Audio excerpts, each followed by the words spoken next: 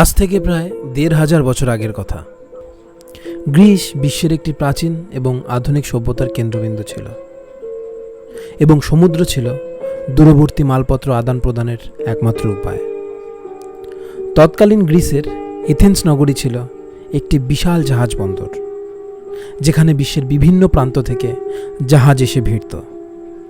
যদিও এই বন্দর আধুনিকতার ছোঁয়ায় আজও বিদ্যমান, কিন্তু তৎকালীন সময়ে ইতালি, ফ্রান্স বা স্পেনের দিক দিয়ে কোনো জাহাজের এথেন্স বন্দরের দিকে আসতে হতো, তাহলে সেই জাহাজের প্যালোকনিস পেনিনসুলা ঘুরে আসতে হতো।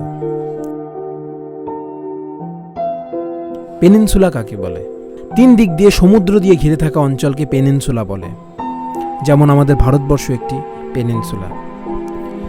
যদি জাহাজ চাইতো তাহলে এত না ঘুরে আসতে পারত, কিন্তু একটি বাধা ছিল, তা হলো সমতল ভূমি, যার নাম ছিল ইসথিমাস অফ কর্নিথ। এর জন্য জাহাজ এক পার থেকে অন্য পারে যেতে পারত না। কিন্তু তখন আবিষ্কার হয় ডিওলকসের। ডিওলকস কি?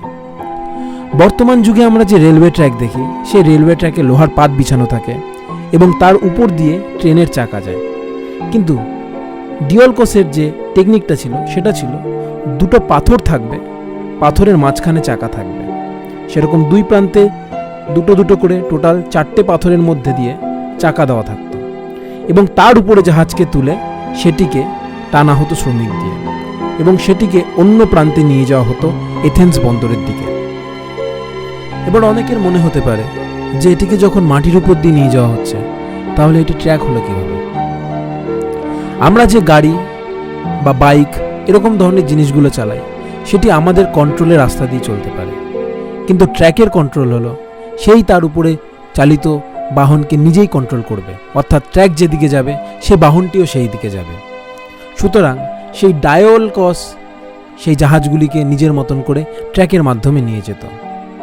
British historian এম.জি.টি. লুইস এটিকে বিশ্বের প্রথম রেল ট্র্যাক বলেছিলেন, যদিও পরবর্তীকালে 1893 সালে এখানে একটি ক্যানেলের নির্মাণ হয়ে যায়।